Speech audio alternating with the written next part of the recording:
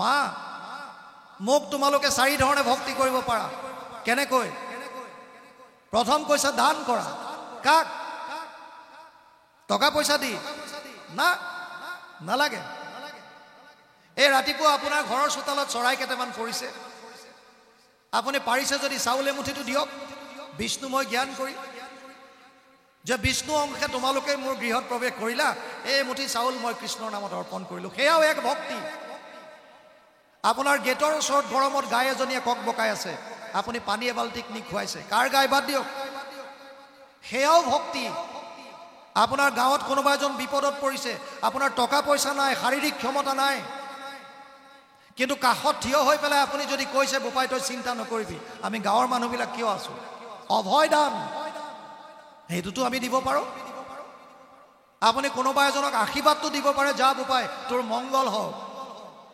এইটো দান আৰু পাৰে যদি টকা পইচা দিয়ক কি ক্ষতি আছে পঞ্চভাগ কৰি বিভাগিবে নিজ বিত্ত 5 ভাগ কৰি নিজৰ ধন ভাগ কৰিবলৈ কৈছে তাৰ এটা অংশ ধৰ্মৰ নামত দিবলৈ কৈছে কিন্তু যদি আপুনি দান দিয়ে দান কেনেকৈ দিব লাগে সেইটো বুজি লওক দাতব্যমিতি যদ দানম দিয়তে অনুপকাৰিণে দেশে কালে চ পাত্ৰে চ তদ দানম সাত্বিকম স্মৃতম সপ্তদশ অধ্যায় 20 নম্বৰ শ্লোক গীতা অৰ্জুনক কৈছে হে অৰ্জুন দান দি পেলাই তাৰ পৰা বিনিময় নিবিচাৰিবা আমি আমাৰ মাহী পেহীৰ ছোৱালীৰ বিয়াত যদি আঙঠি এটা দিওঁ সোণৰ আৰু মনে মনে ভাবি থাকো মোৰ ল'ৰাটোৰ বা ছোৱালীৰ বিয়াত ইহঁতে সোণৰ আঙঠি দিয়ে না নাই চাম কিয় মই দি থৈছো ইহঁতৰ ছোৱালী বিয়াত আপোনালোক তেনেকুৱা নহ'ব পাৰে আমাৰ ক্ষুদ্ৰ চিন্তা আমি তেনেকে ভাবো আৰু যদি মোৰ ল'ৰাৰ বিয়াত 100টা আঙঠি উঠি গ'ল বেলেগ বেলেগ কোনোবাই দিলে কিন্তু মই যাক দি থৈছিলো সিহঁতে যদি নিদিলে তেতিয়াও মোৰ সন্তুষ্টি নাই মই সিহঁতক আঙঠি দিছিলো আৰু সিহঁতে চাৰ্ট এটা দি পেলাই বিয়া খাই গুচি গ'ল সন্তুষ্টি নাই আমি নামঘৰলৈ ফেন এখন দিলো ব্লেডত লিখি থওঁ দাতা বুলি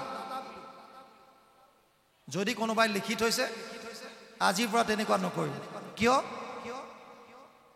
প্ৰত্যেকটো কৰ্মৰ একোটা ফল থাকে ঈশ্বৰৰ অৰ্থে আপুনি যিটো দান দিছে হ'ব পাৰে 1 টকা হ'ব পাৰে শক্তি অনুসাৰে আপুনি 1 লাখ দিছে হ'ব পাৰে আপুনি কোটি টকা দিছে আপোনাৰ ভাৱ কেনেকুৱা এটিটিউড কেনেকুৱা তাৰ ওপৰত ডিপেন্ড কৰিছে ফলটো মই যদি 1 কোটি টকা দি ভাবো যে মোক সকলোৱে জানক তাৰ পৰা একো লাভ নাই আৰু আপুনি যদি ভিক্ষা খুজি অনা পইচা কিটাৰো 10 টকা পাইছে খুজি মাগি আনি তাৰ 5 টকা বোলে ঈশ্বৰৰ নামত দিলো হেতুৱে আপোনাক বহুত ফল দিব 50% দিলে আপুনি দান দিয়াৰ পিছত যদি আপুনি লিখি থয় তাৰ মানে এই কৰ্মৰ ফলটো আপুনি পাই আছে কেনেকৈ প্ৰচাৰৰ দ্বাৰা যোন আহে তেওঁৱে ক'ব এই ফেনখন অমুকে দিছে প্ৰত্যেকটো কৰ্মৰ ফল থাকে অনিষ্টম ইষ্টম মিশ্ৰম ত্ৰিবিধা কৰ্মনা ফলম অষ্টাদশ অধ্যায় 12 নম্বৰ শ্লোক গীতা ভাল বেয়া বা মিশ্ৰিত 3 ধৰণৰ ফল আপুনি দান দিছে আৰু দাতা বুলি লিখি থৈছে প্ৰত্যেক মানুহে আহিছে পঢ়িছে দাতা অমুকে দিছে প্ৰচাৰ হৈ আছে ফল আপুনি পাই আছে যদি আপুনি দাতাটো নিলিখে তেতিয়া ফলটো কেনেকৈ পাব ভগৱানে কৈছে তেতিয়া মই ভক্তৰ অধীন অহম ভক্ত পৰাধীন হি অস্বতন্ত্ৰ এব দ্বিজ 9:63 ভাগৱত নৱম স্কন্ধ 4ৰ্থ অধ্যায় 63 নম্বৰ শ্লোকত লিখিছে দুৰ্বাসাক কৈছিল ভগৱান বিষ্ণুৱে মই ভক্তৰ অধীন মই স্বতন্ত্ৰ নহয় যদি আপুনি দান দি তেওঁৰ নামত তেওঁৰ স্থানৰ কাৰণে পাহৰি যদি যায় ভগৱান বাউণ্ড হৈ যাব আপোনাক ফল দিয়াৰ কাৰণে আৰু 1 গুণ লগাইলে সহস্ৰ গুণ হয় আপুনি ফল পাব সেইকাৰণে যদি দান দিয়ে দান দি পেলাই তাৰ পৰা বিনিময় নিবিচাৰিব দ্বিতীয়ত কৈছে মান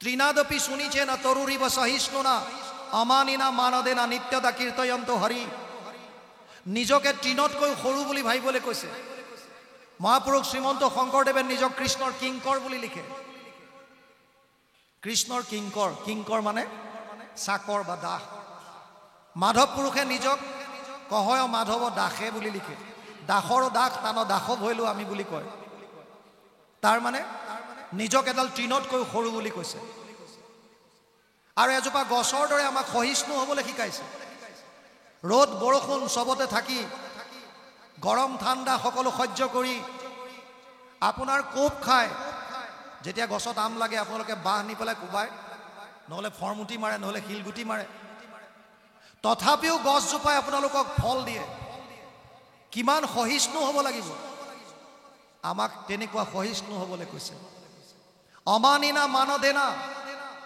আপুনি সন্মান বিচাৰিব নালাগে বেলেগক দিয়ক বেলেগৰ কথা শুনক প্ৰায় সভা সমিতিত দেখা যায় যদি কোনোবা এজন সাধাৰণ মানুহে কিবা ক'ব বিচাৰিছে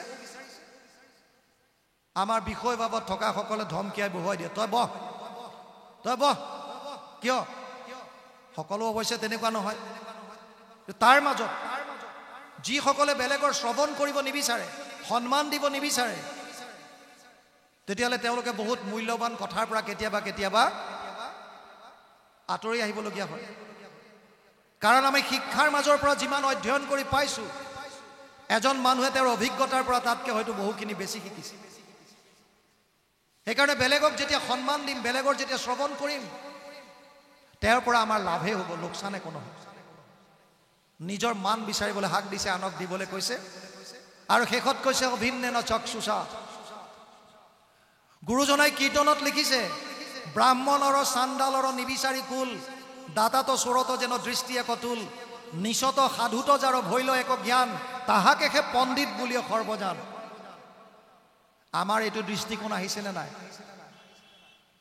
আমি এতিয়া সকলোকে তেনেকৈ ভাবিব পৰা হৈছোনে নাই আমি বহু ঠাইত দেখোঁ তেওঁলোকে নিজৰ আসনখনো নিজে লৈ যায় আপুনি দিয়া আসনত নবহে কিয় যিখন সোণৰ আসন গঢ়িবৰ কাৰণে গুৰুজনাই অস্পৃশ্যতা দূৰ কৰাবৰ কাৰণে অহোৰাত্ৰ চেষ্টা কৰিছিল যাৰ কাৰণে মহামানৱ মহাত্মা গান্ধী অসমলৈ আহি তেওঁ বিনা দ্বিধাই স্বীকাৰ কৰি গৈছিল মই যিখন ৰাম ৰাজ্য কল্পনা কৰিছোঁ সেইখন ৰাম ৰাজ্য ইতিমধ্যে পঞ্চদশ শতিকাতে মহাপুৰুষ শ্ৰীমন্ত শংকৰদেৱে অসমত স্থাপন কৰি গৈছে আৰু যদি এতিয়াও আমি অস্পৃশ্যতাত আছোঁ উচ্চ নিচ জাতিভেদত আছোঁ গুৰুজনাই সেইকাৰণে দ্বিতীয় বৈশিষ্ট্য দিছিল উচ্চ নিচ জাতিভেদ ধনী দুখীয়া নাই গুৰুজনাই ক'লে যে একত বিশ্বাস কৰা এক দেৱ এক সেৱ এক বিনে নাইকে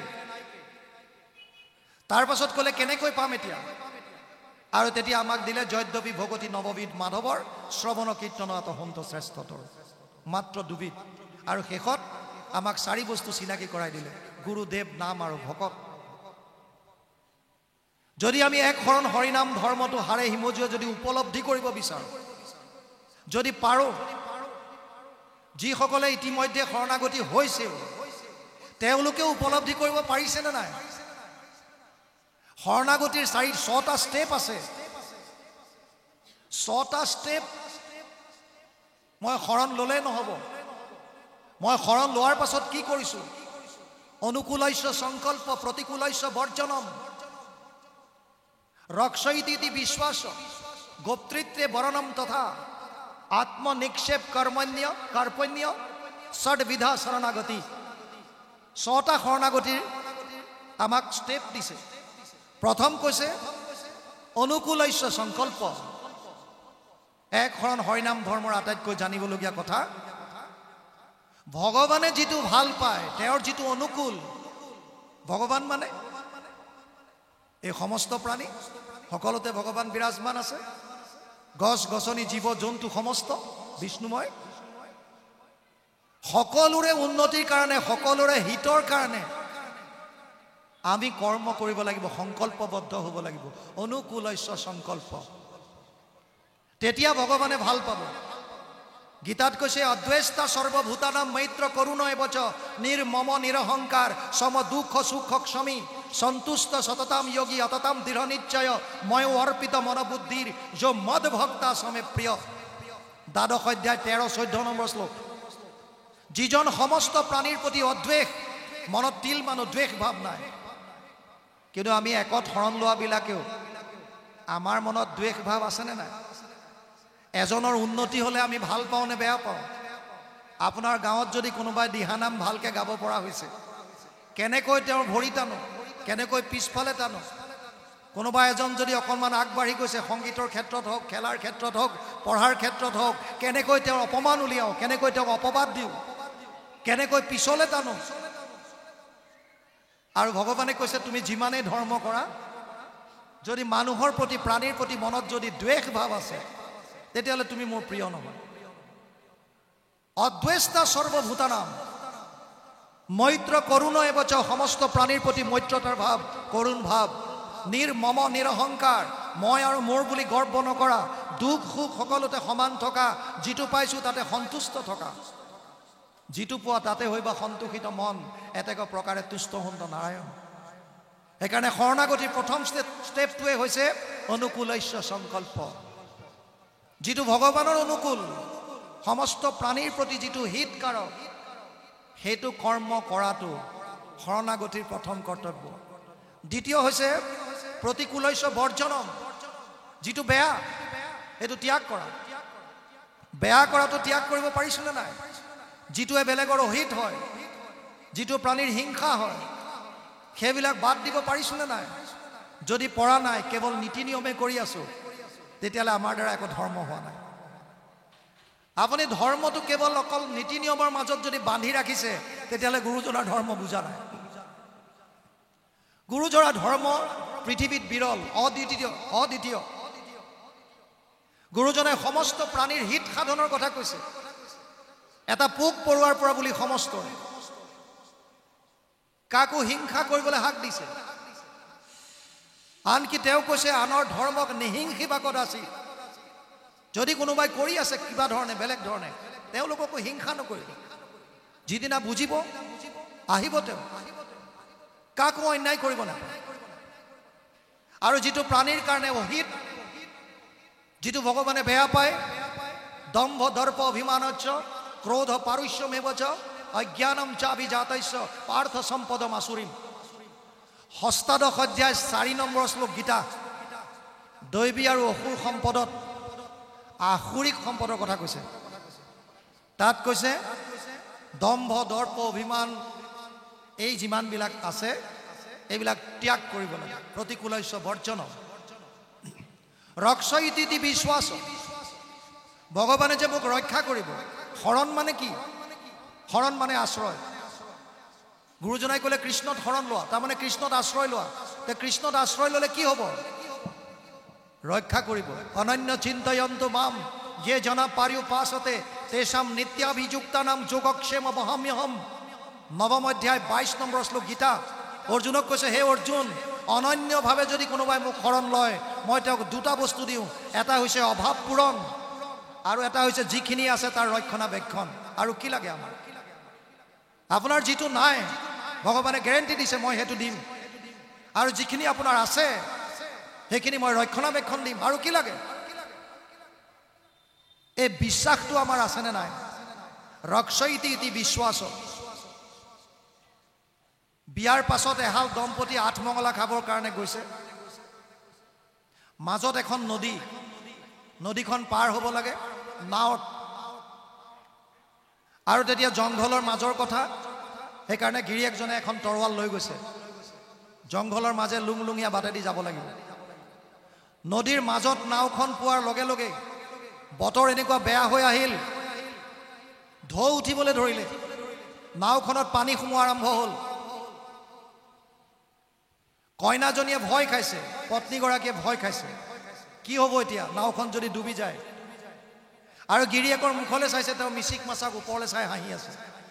ভাবিছে বেয়া মানুহৰ লগত বিয়া হ'ল, এইজন অকণমান চাগে গণ্ডগোল আছে। ভাবিলে এতিয়া উপায় নাই, মই নিজে পানীখিনি পেলাওঁ। সেই বোলে নাৱত সোমোৱা পানীখিনি উঠাই পেলাই আছে। এসময়ত বতৰ যেতিয়া থিৰ হ'ল, এতিয়া দেখা পাইছে গিৰিয়েকে তাৰ পিছত থকা অকণমান পানীকণ হাতেৰে উঠাই পেলাই আছে। ঘৈণীয়েকৰ আৰু এবাৰ টেম্পাৰ ছুটি গ'ল। ক'লে তুমি কেনেকুৱা মানুহ, যিটো সময়ত নাৱত পানী সোমাইছিল এই সময়ত তুমিতো এনে ফিচিক ফাচাক কৰি হাঁহি আছা, আৰু মই নিজে নাৱৰ পৰা পানী উঠাই আমাৰ দুটাক বচালোঁ। আৰু এতিয়া এইখন পানীয়ে একো অপকাৰ নকৰে, অথচ তুমি এয়া পানী উলিয়াইছা। অকণমান খেলি মেলি নেকি? সি ঘপককৈ তৰোৱালখন উলিয়াই ঘৈণীয়েকৰ ডিঙিৰ ওচৰত ঘূৰাবলৈ ধৰিলে। ঘৈণীয়েকে মিচিক মাছাক হাঁহি দিলে। গিৰিয়েকে কৈছে, তোমাৰ ভয় লগা নাই? এই তৰোৱাল তোমাৰ ডিঙিৰ ওচৰত লগাই আছো। বোলে নাই লগা। কিয়? মোৰ বিশ্বাস আছে তোমাৰ ওপৰত। কি বিশ্বাস? কাৰণ তুমি মোৰ স্বামী, মই তোমাৰ পত্নী। মোৰ বিশ্বাস আছে যে মোৰ স্বামীয়ে মোৰ কেতিয়াও অপকাৰ কৰিব নোৱাৰে। আৰু তেতিয়া গিৰিয়েকে ঘৈণীয়েকক কৈছে, শুনা, যেনেকৈ তোমাৰ মোৰ ওপৰত বিশ্বাস আছে, তেনেকৈ মোৰো মোৰ স্বামীৰ ওপৰত বিশ্বাস আছে যে মোৰ স্বামীয়েও মোৰ কোনো অহিত কৰিব নোৱাৰে। আৰু যদি তেওঁ ভাবে যে মোক মৃত্যু দিব বা মৃত্যুদণ্ড দিব বা মোক মাৰি নিব, তেতিয়া পৃথিৱীৰ এনেকুৱা কি শক্তি আছে যোনে মোক বচাব পাৰিব? অসম্ভৱ। এইটো বিশ্বাস মোৰ কৃষ্ণৰ ওপৰত আছে। ৰক্ষয়িতি ইতি বিশ্বাস। আৰু তাৰ পাছত চতুৰ্থত কৈছে, গোপ্তৃত্য বৰণম তথা। বৰণ কৰিব লাগিব আপুনি স্বামী হিচাপে। আইসকলৰ বিশ্বাস চাওক, 20 বছৰ 30 বছৰ মাক বাপেকৰ ঘৰত থকাৰ পাছত এজনী ছোৱালীয়ে এটা নিশা এজন অচিনাকি ল'ৰাৰ ডিঙিত এধাৰি মালা পিন্ধাই দিয়াৰ পাছত, আজিৰ পৰা তুমি মোৰ জীৱন সংগিনী হ'লা, জীৱন সাথী হ'লা, এই বাক্যষাৰ শুনাৰ পাছতে ইমান বিশ্বাস, স্বামী বৰণ কৰি তেওঁৰ লগত গুচি আহে। মাক বাপেকক ত্যাগ কৰি বৰণ কৰিছে, স্বীকাৰ কৰি লৈছে যে এইজনেই মোৰ স্বামী। এগৰাকী পত্নীৰ কাৰণে তেওঁৰ স্বামী যেনেকৈ বিশ্বাসৰ স্থল, যেনেকৈ স্বামীক তেওঁ বৰণ কৰি লয় নিজৰ জীৱন সংগী হিচাপে, যে এই মোৰ ৰক্ষণাবেক্ষণৰ কাৰণে মূল, ঠিক তেনেকৈ ভগৱান কৃষ্ণকো আমি বৰণ কৰিব লাগিব, তেওঁৰ ওচৰত শৰণ ল'ব লাগিব যে এইজনেই মোৰ স্বামী, এওঁৱে মোক বিপদ কালত মোৰ 3টা তাপত যি আমি ভুগি আছো, আদি দৈবিক, আদি ভৌতিক আৰু আধ্যাত্মিক, এই 3টা তাপৰ পৰা পৰিত্ৰাণ পাব পৰা যদি কোনোবা আছে, পৰিত্ৰাণ দিব পৰা, এয়া হৈছে কেৱল আৰু কেৱল কৃষ্ণ। গোপ্তৃত্ব বৰণম তথা। আৰু সেই বুলি ভাবি লৈ কি কৰিব লাগিব? আত্মনিক্ষেপ, আত্মসমৰ্পণ। যেনেকৈ বলিয়ে 3 পদ ভূমিক 3য় পদ ক'ত দিম বুলি সোধাৰ লগে লগে তেওঁৰ শিৰ পাতি দিছিল, অৰ্থাৎ টোটেল চাৰেণ্ডাৰ, সম্পূৰ্ণ সমৰ্পণ। ঠিক তেনেকৈ ভগৱানৰ চৰণত যিদিনে আমি সম্পূৰ্ণ সমৰ্পিত হৈ যাম, যে বৰ্তমানৰ পৰা মোৰ স্বামী তুমি যেনেকৈ ইচ্ছা কৰা মোক খটুৱা, বছ। আত্মনিক্ষেপ আৰু কাৰ্পণ্য, দীনতা, অসহায়। হে প্ৰভু, তুমি বিনে মোৰ গতি নাই। মোৰ জীৱনটোৰ কাৰণে তুমিয়েহে সকলো, তুমিয়ে গতি, তুমিয়ে মতি, তোমাৰ বাহিৰে মোৰ কোনো নাই, মই অসহায়। এই 6টা ভাৱ যদি মনলৈ আমি আনিব পাৰোঁ, তেতিয়াহ'লে শৰণ প্ৰকৃতাৰ্থত আমি লৈছোঁ বুলি ক'ব পাৰোঁ। শৰণ কেৱল অনুষ্ঠান নহয়, শৰণ কেৱল অমুকে শৰণ ল'লে অমুকে নাই লোৱা, এইটো অকল শৰণ তেনেকুৱা নহয়। শৰণ হৈছে আপুনি নিজক সমৰ্পণ কৰি দিব পৰা। যি কি নহওক, বাপ বান্ধৱ আই মাতৃ সমস্ত, সময় যথেষ্ট হ'ল, শ্ৰোতাও কমিল। মহাপুৰুষ শ্ৰীমন্ত শংকৰদেৱে অসমীয়া জাতিটোৰ কাৰণে চিন্তা কৰিছিল, কিন্তু আমি অসমীয়া জাতি হিচাপে তেওঁৰ ধৰ্মটো এতিয়াও আঁকোৱালি ল'ব পৰা নাই। কিহৰ কাৰণে? কি আছে তাত? কি চিন্তা, কি ভয় আছে? একোতো ভয় নাই তাত। ইমান সহজ সৰল এটা ধৰ্ম। আপুনি গাঁৱত যদি 20 জন মানুহ, 20 ঘৰ মানুহ আছে, 20 ঘৰৰ মাজতে আপোনালোকে জন্মৰ পৰা মৃত্যুলৈকে সমস্ত কাম কেৱল নামৰ দ্বাৰা পাৰ কৰিব পাৰে। কেৱল নাম। আৰু ভাগৱত গীতাৰ মূল তত্ত্ব সেইটোৱে, নাম ধৰ্ম। গতিকে আহক, আমিয়ে যদি গুৰুজনাক জীয়াই নাৰাখোঁ, গুৰুজনাৰ সাহিত্য সংস্কৃতি যদি অসমীয়া হয় আমিবিলাকে যদি জীয়াই নাৰাখোঁ, বাহিৰৰ পৰা কোন আহি ৰাখিব? কোনে চিন্তা কৰিব? আজি বহুতে কয় আমাৰ ওচৰতে জন্ম লোৱা চৈতন্যদেৱ, তেওঁক আজি বিশ্বত সকলোৱে চিনি পায়। আৰু মহাপুৰুষ শ্ৰীমন্ত শংকৰদেৱ অসমত জন্ম লৈ আজি অসমৰ মাজতেই তেওঁক সকলোৱে আদৰি লোৱা নাই। কিমান পৰিতাপৰ বিষয়। আহক বুজক, মই নকওঁ, আপোনালোকে এবাৰ বুজি লওক। এক শৰণ হৰিনাম ধৰ্ম কি অধ্যয়ন কৰক, বুজি লওক।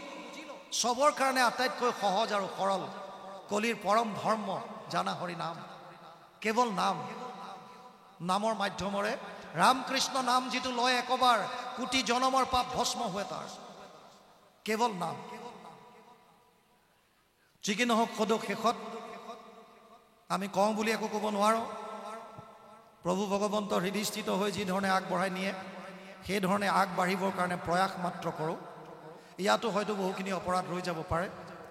সমস্ত অপৰাধৰ মূৰিখন বিচাৰি আপোনাসক সমস্ত বাপ বান্ধৱ আই মাতৃ যুৱক যুৱতী শিশু সমস্তৰ শ্ৰীচৰণত আমাৰ মস্তক ৰাখি মহাপুৰুষ মাধৱদেৱৰ এজোকা অপৰাধ ভঞ্জনৰ ঘোষাৰে আমি আজি আমাৰ বক্তব্য সামৰিছোঁ। সহস্ৰ সহস্ৰয়াতি অপৰাধ দিনে ৰাতি কৰোঁ মই মহামূঢ় জন। আমি প্ৰভু তজুদাস আকে মানি জগবাস। ক্ষমিউক শ্ৰী মধুসূদন।